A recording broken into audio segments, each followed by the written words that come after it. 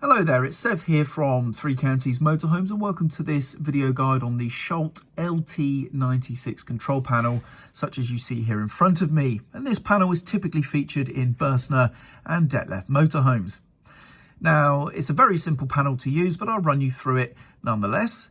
And we'll start here with the power button, which you can see here on the left. And you identify it by the fact that there is this faint outline of a power symbol just here. And when we press it, that will illuminate, as you can see, into a power symbol to show that the power is indeed on. And you may have noticed the backlighting behind me has come on as the vehicle's lighting has come on behind me.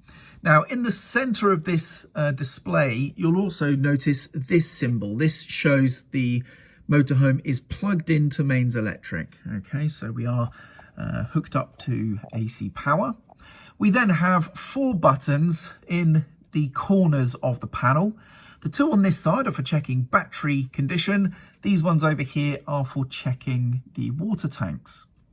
So at the top here, we have a symbol of a battery in the back of a motorhome. That's what that's supposed to depict. And if I press that, or hold it in, should I say, we will see all of these different segmented LEDs illuminate to tell us how much voltage we have inside the leisure battery. And of course, being on charge at the moment, we showing a nice full voltage. Now here you can see the symbol is of the front of a motorhome with a battery. So this is for the vehicle battery. And if I press and hold this one, again, we get an indicator in the same manner showing us how much voltage we have in that battery. Nice and easy. Over here we have the water tanks, as I mentioned. The top one is the fresh tank, and this is going to read the percentage on this side of the scale here. So at the moment we're somewhere near the quarter of a tank mark. And then down here we have the waste tank. This one has a little drain outlet on the symbol, so that's the waste tank. Press and hold that, and at the moment the tank is empty, so that's not showing anything at all.